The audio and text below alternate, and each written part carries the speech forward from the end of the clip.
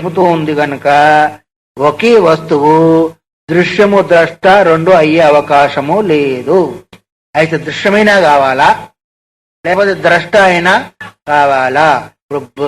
అది ఆత్మ ఒకసారి ద్రష్ట అయింది, ఇంకొకసారి బుద్ధికి దృశ్యము అయింది అంటే అది మేము ఒప్పుకోము. శృతి కూడా ఒకటే ఉంటుంది. వ్యవహారం జరుగుతుంది, వ్యవహారం కూడా జరగదు. ఎందుకంటే దృశ్యం దృశ్యంగానే ఉంటుంది, ద్రష్ట ద్రష్టగానే ఉంటాడు. కానీ దృశ్యము కాదు, దృశ్యము ద్రష్ట అయ్యే అవకాశము లేదు. ఒకవేళ అవుతుంది అంటే అసలు ఏ వ్యవహారం కూడా జరగదు అనే విషయాన్ని మనకి ఇక్కడ గుర్తు చేశాడు. అందువల్ల కుతః ఎందువల్ల, ఎందుకట్లంటావు అని అంటామేమో. యస్మాత్ దానికి కారణం చెప్తూ ఉన్నా. నాలుప్త దృష్టి దృశ్యత్వం దృశ్యత్వే ద్రష్టృతా కుతః చాచ్చేత్ తద్దృశ్య దృగేకం నిర్దృశ్యం జగద్వ్యాప్యాదసాక్షికం. ఇక్కడ వ్యాస్యాదనంది వ్యాప్యాదన జగద్వ్యాస్యాదపాక్షికం అంటే నాలుప్త దృష్టి దృశ్యత్వం. దృశ్యత్వం అనేది అలుప్త దృష్టి అన్నాడు. నా అలుప్త దృష్టే దృశ్యత్వం. వాని యొక్క జ్ఞానము లుప్తం కాందే దృశ్యత్వము రాదు. దృశ్యత్వం ఒకవేళ ఉంటుందా, ద్రష్టృత్వం కూడా ఉండదు. ఇప్పుడు మనం చెప్పుకుందే దృశ్యత్వం ఉంటే ద్రష్టృత్వము లేదు, ద్రష్టృత్వం ఉంటే దృశ్యత్వం కూడా ఒకవేళ ఉంది అంటావా. దృగేకం నిర్దృశ్యం జగద్వ్యాప్యాద్ అసాక్షికం. ఒకవేళ ఆ విధంగా అవుతుంది అని అంటే దృక్కు ఒకటే ఉంటుంది లేదా ప్రపంచం ఒకటే ఉంటుంది. ప్రపంచం ఉంది అంటే ద్రష్టరహితమై ఉండాలి, ద్రష్ట లేకుండా ఉండాలి. దృక్కు ఒకటే ఉందంటే దృశ్యరహితమైన ఉండాలా. అందుకొరకే దృష్టము ద్రష్ట కాదు, ద్రష్ట దృశ్యము కాదు. ఒకవేళ అవుతుంది అంటే కేవలం దృశ్యమైనా ఉండాలా, కేవలం ద్రష్ట అయినా ఉండాలి. అందువల్ల ఆ విధంగా ఉండే అవకాశం. రెండు ఉన్నప్పుడే వ్యవహారం జరుగుతుంది కానీ కేవలం దృశ్యము ఉండదు, కేవలం ద్రష్ట కూడా ఉండదు వ్యవహారములో. అందుకొరకే నాలుప్త దృష్టి దృశ్యత్వం దృశ్యత్వే ద్రష్టృత. దృశ్యత్వం ఉంటే ద్రష్టృత్వం ఉండదు, ద్రష్టృత్వం ఉంటే దృశ్యత్వం కూడా ఉండదు. ఒకవేళ సాక్షే దృగేకం నిర్దృశ్యం. ఒకవేళ దృశ్యమే ఉంటే ద్రష్టము ఉండదు. ఒకవేళ ఆ విధంగా అయినట్టయితే ప్రపంచం లేకుండా ఒకటి దృక్కైనా ఉంటుంది, లేదా ప్రపంచం ఒకటే ద్రష్ట లేకుండా అయినా ఉంటాం. రెండింటిని ఒక రకంగా మనం అంగీకరించినట్టయితే దృశ్యం ఉన్నప్పుడు ద్రష్ట లేదు, ద్రష్ట ఉన్నప్పుడు దృశ్యం లేదు అని ఒకవేళ అంటే అది సంభవించే పని కాదు. ద్రష్ట దృశ్యం కాదు, దృశ్యము ద్రష్ట కాదు. ఉంటే ఒక ద్రష్ట అయినా ఉంటుంది, లేకపోతే ఒక దృశ్యమైనా ఉంటుంది అని అంటామో అది సంభవించేది కాదు. దృశ్యం ఉన్నప్పుడు ద్రష్ట ఉంటాడు, ద్రష్టం ఉన్నప్పుడు దృశ్యం కూడా ఉంటుంది. ఇవి రెండు లేకుండా ఎప్పుడు ఉంటాయి అంటే ఎప్పుడు ఉంటుంది అంటే కేవల చైతన్యం మాత్రం ఉంటుంది. వ్యవహారంలో ఏ ఒక్కటి ఉండే అవకాశం లేదు.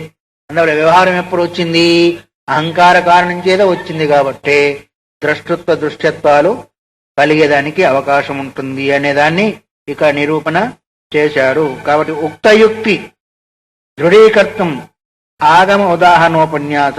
ఇప్పుడు చెప్పిన దాన్ని దృఢం చేసేదాని కొరకు ఆగమం యొక్క ఉపన్యాసం అంటే వేదం యొక్క ప్రమాణాన్ని ఇస్తూ ఉన్నాడు. ఏం చెప్పాడు? ఇది ఉన్నప్పుడు అది లేదు, అది ఉన్నప్పుడు ఇది లేదు అనే దానికి ఆగమ ఉపన్యాసాన్ని. ఆగమ ఉపన్యాసం అంటే ఆగమం అంటే ఏంటి? ఇక్కడ వేదం. ఉపన్యాసం అంటే దాని యొక్క ఏంటిది విస్తారం చేసే వాక్యాన్ని ఇక్కడ చూపిస్తూ ఉన్నాడు. అంటే నిర్ధారణ చేసే వాక్యాన్ని చూపిస్తూ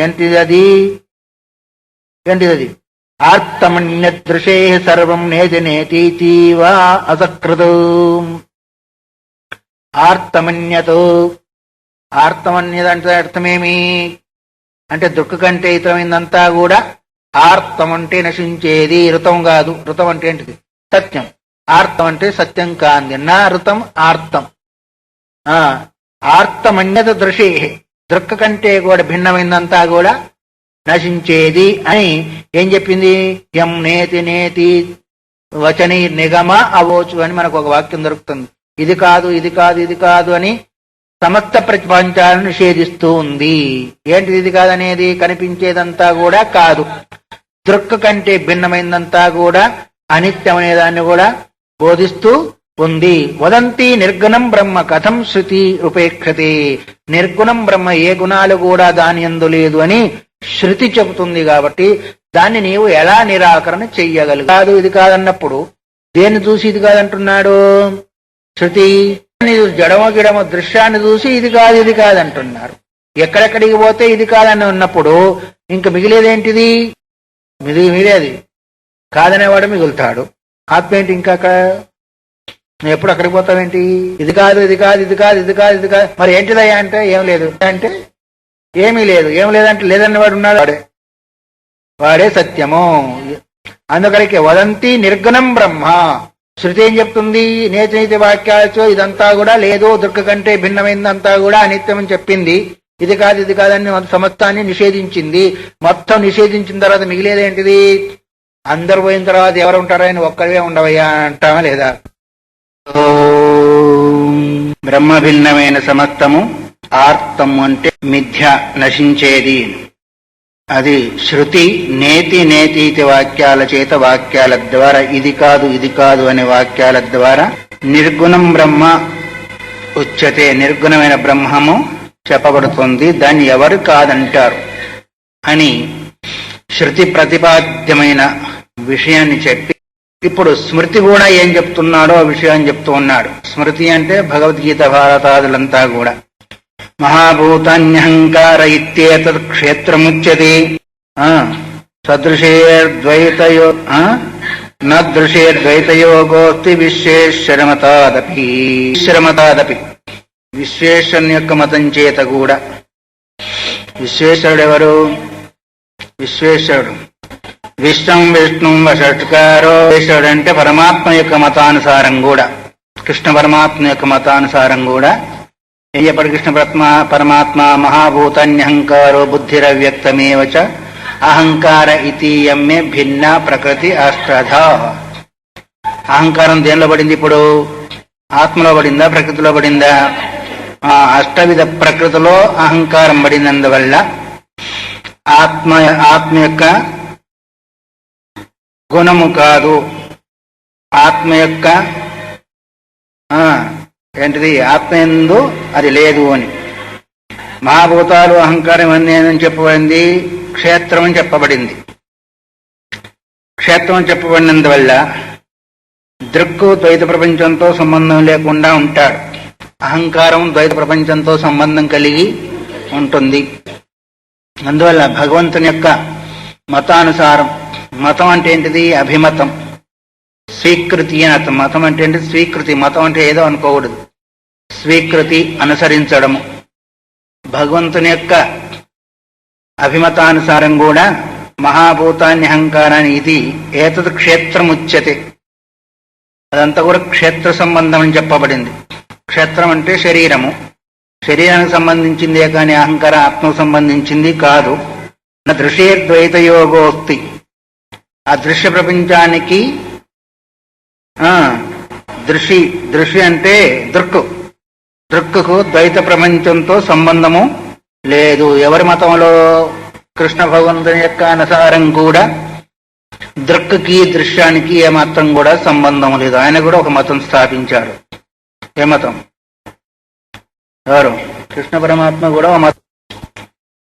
అంటే ఎప్పుడు కూడా దృక్కుగానే ఉంటుంది, దృశ్యం దృశ్యంగానే ఉంటుంది. అహంకారము దృశ్యంతో సంబంధించింది కాదు అనే దృక్కుతో సంబంధించింది కాదు, దృశ్యంతో సంబంధించిందే. ఎప్పుడు కూడా అహంకారానికి దృక్కుకు సంబంధము కుదరదని పరమాత్మ శ్రీకృష్ణ పరమాత్మ కూడా అహంకారాన్ని క్షేత్రాంతర్గతములో, క్షేత్రంలో ఒక భాగంగా, క్షేత్రంలో ఒక అవయవంగా చెప్పాడు. మహాభూతాన్ని అహంకార బుద్ధి అవ్యక్తమేవచ. ఇవన్నీ కూడా కలిపితే కూడా అష్టవిధ ప్రకృతి. అష్టవిధ ప్రకృతి క్షేత్రానికి సంబంధించింది. అందువల్ల క్షేత్రం అంటే దృశ్యము, క్షేత్రజ్ఞుడు అంటే దృక్కు. క్షేత్రజ్ఞ యువర్ జ్ఞానం ఎత్త జ్ఞానం మతమ్మమ అన్నాడు పరమాత్మ. క్షేత్రం యొక్క జ్ఞానము, క్షేత్రజ్ఞ యొక్క జ్ఞానము, ఆ జ్ఞానము నా యొక్క స్వరూపము అన్నాడు భగవంతుడు కూడా. అందువల్ల క్షేత్రాంతర్గతమైంది అహంకారము, దృక్ అంతర్గతంలో వస్తాడు పరమాత్మ. అందువల్ల రెండిటికి మాత్రం కూడా సంబంధం లేదు. అందువల్ల అధనా ప్రకృతార్థోపసంహార. ఇంతవరకు ఏ అభిప్రాయాన్ని అయితే తెలుపుతూ వచ్చాడో అహంకారాన్ని గురించి, దృశ్యాన్ని గురించి, దుఃఖాన్ని గురించి, ఆ విషయాన్ని ఉపసంహారం చేస్తున్నారంటే పూర్తి చేస్తున్నారు. ఏతమేతద్ధి ఋగ్జ్ఞేయం మిథ్యా సిద్ధమనాత్మకం మోహమూలం సుదుర్బోధం ద్వైతం యుక్తిభిరాత్మనః. ఈ విధంగా మిథ్యగా కనిపించే స్వరూపశూన్యమైన అజ్ఞానానికి ఒక స్వరూపం అంటూ లేదు. ఏతద్ధి ఋగ్జ్ఞేయం మిథ్యా సిద్ధం అనాత్మకం. అజ్ఞానము మిథ్య, అనాత్మ, రెండు విశేషణాలు దానికి. ఒకటో మిథ్య, ఒకటము అనాత్మ. అందువల్ల స్వరూపం లేని అజ్ఞానం కారణంగా అద్వైత ప్రపంచము ఆత్మ కంటే భిన్నమైనదని యుక్తుల చేత తెలుసుకోవాలి. అద్వైత ప్రపంచము ఆత్మ కంటే భిన్నమే. ద్వైత ప్రపంచము ఏముంది? ద్వైత ప్రపంచము మోహమూలం సుదుర్బోధం ద్వైతం యుక్తిరాత్మనః. ద్వైతమంతా కూడా మోహమూలం అన్నారు. మోహం చేత కల్పింపబడింది, భ్రాంతి చేత కల్పింపబడింది, అజ్ఞాన రూప భ్రాంతి చేత కల్పింపబడిందే కాని వాస్తవము అంటే అర్థమేమి? ఆత్మ కంటే భిన్నమైనదనే అనుకోవాలి. ఆత్మస్వరూపం ఒక రకంగా చూసినట్టయితే ఆత్మ కంటే భిన్నం కాదు. కానీ ఇప్పుడు వ్యవహారం ఉంది కాబట్టి ప్రపంచము ఆత్మ కాదు అనే విషయాన్ని గుర్తు చేస్తారు. ద్వైతం యుక్తిభిరాత్మనః. అనేక యుక్తుల చేత, న్యాయం చేత. ఎట్లా ఆకాశం నల్లగా ఉన్నదన్నప్పుడు నలుపుదనం ఎట్లా అయితే ఆకాశాన్ని దిగాదో అట్లా ఈ ప్రపంచానికి ఉన్న పరమాత్మకు ఏమాత్రం కూడా సంబంధము లేదు అనేదాన్ని యుక్తుల ద్వారా, యుక్తి అంటే అర్థమైన ఉపాయము లేదా తర్కము ఇలాంటి వాటి ద్వారా నిశ్చయించాలి అని. ఎందుకంటే కేవలం ఎండమావుల్లో చూడబడే నీళ్లు ఆ ఇసుక రేణుల కంటే భిన్నం ఎట్లా కాదో, నిత్య నిర్వికారమైన చిదాత్మ కంటే అత్యంత భిన్నమై ఉన్న ఈ ప్రపంచం కూడా ఆత్మస్వరూపము కాదు. ఒక రకంగా చెప్పాలంటే ఆత్మ కంటే భిన్నమైనది కూడా కాదు. వేరేగా ఎందుకు తోస్తుంది అంటే అజ్ఞానం చేత, భ్రాంతి చేత ప్రపంచము తోస్తుంది అనే దాన్ని నిర్ణయం చేశాడు. అంటే మోహమూలం సుదుర్బోధం ద్వైతం. మోహకారం చేత ద్వైతం సుదుర్బోధం. వాస్తవికంగా విచారించినట్టయితే యుక్తుల చేత ఆత్మకున్నో ప్రపంచానికి ఏమాత్రం కూడా సంబంధము లేదు అనేదాన్ని గుర్తు చేసి, కుతో మిథ్యా సిద్ధత్వం ద్వైతస్యేతి చేత్.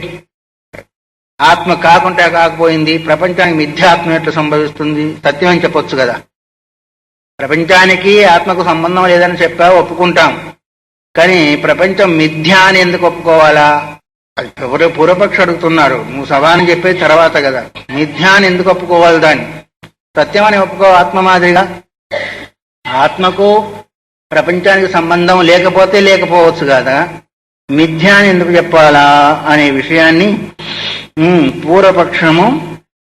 ఎందుకంటే సాంఖ్యాదులు, వైశేషికాదులంతా కూడా ప్రపంచాన్ని మిథ్యా అని అనరు, సత్యం అని అంటూ ఉంటారు. పరమాణువులు నిత్యం అంటారు, ఈ ప్రపంచం అసత్యం అంటారు. అట్లాగే పరమాణు రూప ప్రపంచాన్ని సత్యం అనొచ్చు కదా, మిథ్యాన్ని ఎందుకు అనాలి అని వాళ్ళు ఒకవేళ ప్రశ్నించినట్టయితే దానికి సమాధానంగా చెప్తూ ఉన్నారు. నా పృథక్నాత్మనా సిద్ధిరాత్మనో అన్యస్య వస్తునః ఆత్మవత్ కల్పిత తస్మాదహంకారాదిరాత్మని. ఆత్మ కంటే భిన్నమైన వస్తువు భేదంగా గాని అభేదంగా గాని ఏమంటున్నాడు ఇక్కడ? పృథక్ నా ఆత్మనా సిద్ధి ఆత్మనో అన్యస్య వస్తున ఆత్మవత్ కల్పిత తస్మాత్ అహంకారాదిరాత్మని. ఆత్మ కంటే భిన్నమని ఒప్పుకోవడానికి వీల్లేదు, అభిన్నమని ఒప్పుకునేదానికి వీల్లేదు. ఎట్లాగైతే ఆత్మ సిద్ధిస్తుందో అట్లాగా ప్రపంచం సిద్ధించడము లేదు. ఆత్మ సర్వకాల సర్వావస్థల యందు అది మనకు అవగాహనకు వచ్చినట్టుగా ప్రపంచము సర్వకాల సర్వావస్థల యందు అవగాహనకు రావడము లేదు. అందువలన అహంకారము మొదలైనవంతా కూడా ఆత్మ యందు కల్పింపబడినవే కానీ, అహంకారం మొదలైతే అహంకారం మొదలు సమస్త బ్రహ్మాండాల వరకు ఆత్మ యందు కల్పింపబడినవే తప్ప ఆత్మోది కల్పిత, ఆత్మ యందు కల్పిత తస్మాత్ అహంకారాదిరాత్మని. ఆత్మవతు ఆత్మవలే నిత్యమే సత్యమే గోచరించడం లేదు.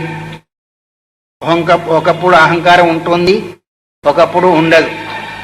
ఒకప్పుడు ప్రపంచం అవగాహనకు వస్తుంది, ఇంకొకప్పుడు అవగాహనకు రాదు. కాబట్టి అందువల్ల మిథ్య అని చెప్పవలసి వచ్చింది అని సిద్ధాంతం చెప్తూ ఉంది.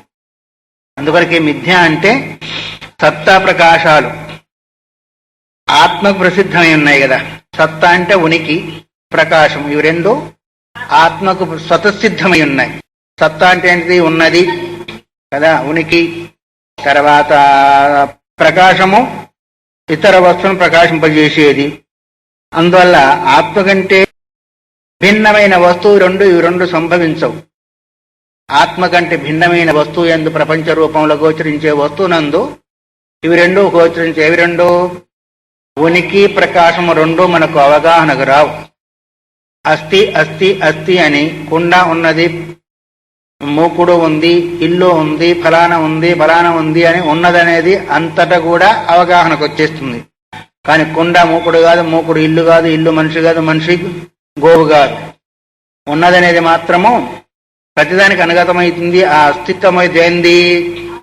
ఆత్మది గాని ఆ వస్తువులది కాదు. తర్వాత కుండ ప్రకాశిస్తుంది, ఫలానా ప్రకాశిస్తుంది, ఫలానా ప్రకాశిస్తుంది అనేది దేని వల్ల ప్రకాశిస్తున్నాయి? అవి ఆత్మ ప్రకాశం చేత ప్రకాశిస్తున్నాయి గాని ఆ జడమైన పదార్థాల చేత ప్రకాశించడం లేదు.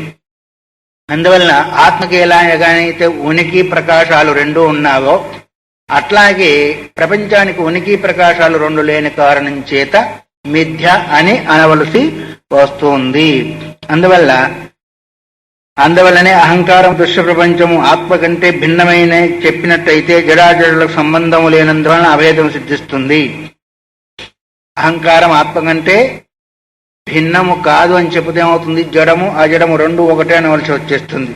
అహంకారమేమో జడము, ఆత్మేమో చైతన్యం, కాబట్టి రెండు కలిసి ఉంటాయంటే జడాజడం అని. అహంకారం దృశ్య ప్రపంచము ఆత్మయందు అజ్ఞానం చేత కల్పిస్తుంది. కాబట్టి ఎట్లాగైతే శుక్తి రజతాలు రజ్జు సర్పాల వలె కల్పన మాత్రము, అట్లాగే ఇవి కూడా కల్పన మాత్రం కాబట్టి వాటికి ఉనికి లేదు. అందువల్లనే ఈ ప్రపంచం అంతా కూడా మిథ్య అని చెప్పేదానికి చెప్పవలసి వస్తుంది అనే దానికి పూర్వపక్షి ఏదైతే ప్రశ్న వేశాడో ఆత్మ మాదిరిగానే సత్యం అంటే నష్టం అనే దానికి యుక్తిపూర్వకంగా దాన్ని సంపాదించాడు. అంటే సత్తా ప్రకాశాదుల ద్వారా దాని భావం వేరైంది, దీని భావం వేరైంది. ఇదేమో పరప్రకాశము, పరాశ్రయం. ప్రపంచం పరప్రకాశము, పరాశ్రయం. ఆత్మనేమో స్వప్రకాశము,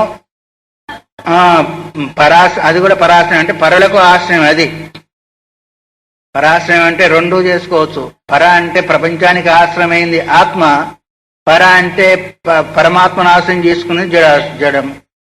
అందువల్ల రెండు వైపుల పరాశ్రయం అనేదాన్ని మనం అనుభవించవచ్చు. ఆత్మను ఆధారంగా చేసుకున్న పరాశ్రయమే. జగద్గురు అంటారే, జగద్గురు అంటే జగత్తుకు గురువు జగద్గురువే. జగత్తు ఎవరికైతే గురువో వాళ్ళు కూడా జగద్గురువే. రెండింటికి అన్వయం చేయొచ్చు కదా. అట్లాగే పరప్రకాశమైంది ప్రకాశకము ఆత్మ, ప్రకాశ్యము జడ వస్తువులైన ప్రపంచం. అందువల్ల ఈ రెండిటి కారణం చేత రెండు వాటిలు ఎందుకు లేవు కాబట్టి మిథ్య అని చెప్పవలసి వస్తుంది. తస్మాత్ అజ్ఞాన విజృంభితమేతత్. అందువల్లనే ప్రపంచమంతా కూడా అజ్ఞానం చేత విజృంభితం. అంటే అది విజృంభణం అంటే ఏంటిది? ఒకసారి కోపం వస్తే గబక్కన పైకి లేస్తారే, దాన్ని ఏమంటారు? ఆక్రోశం అంటారేమో.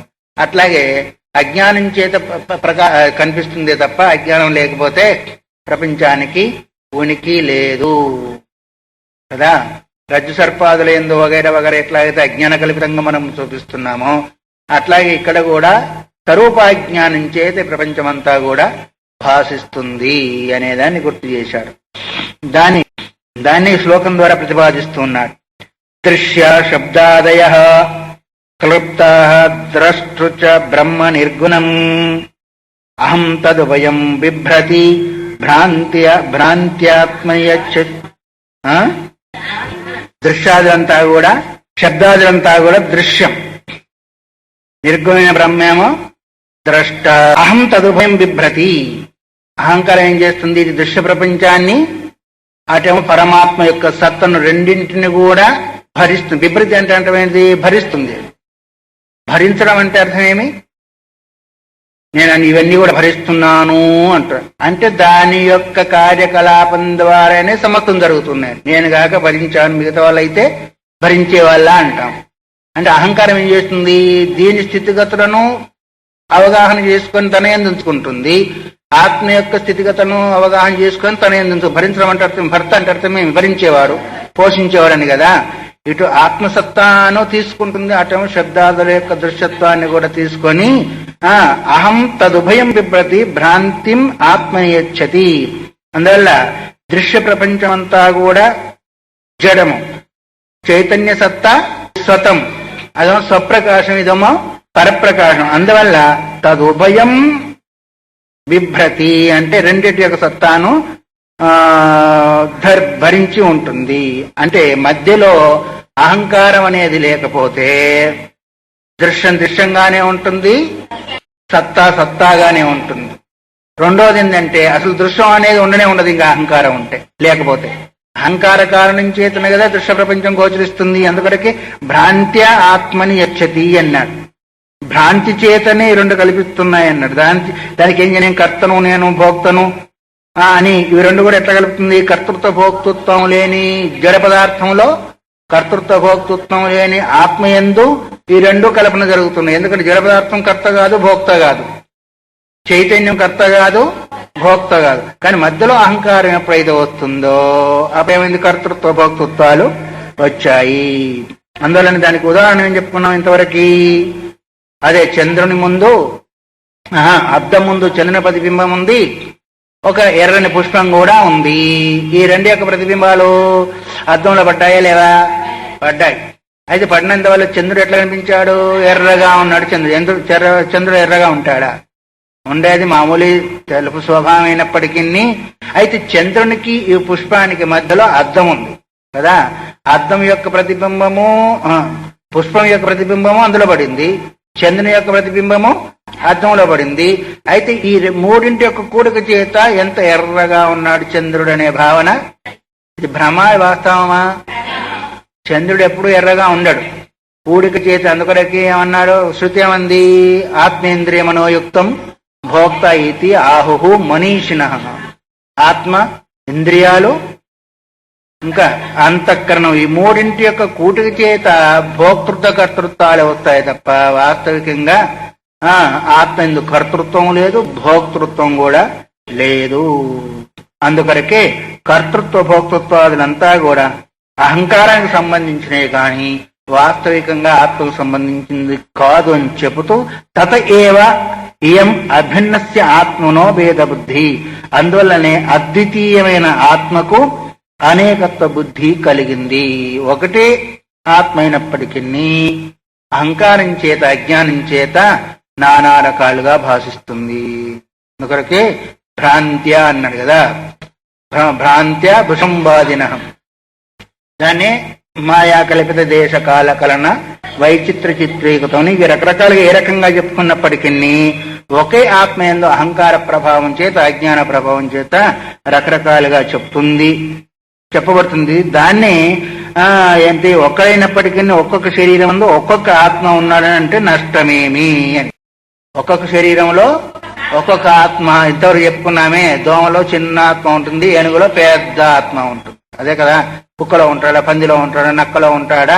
అందులో ఉంటే ఆత్మ లేదు పరమాత్మ ఇది కలుషితం అయిపోతాడు. కానీ ఇప్పుడు కొంతమంది బయలుదేరారు కదా ఓం శాంతి వాళ్ళు మనిషిలోనే ఉంటాడు, మిగతా వాటిలో ఉండరని.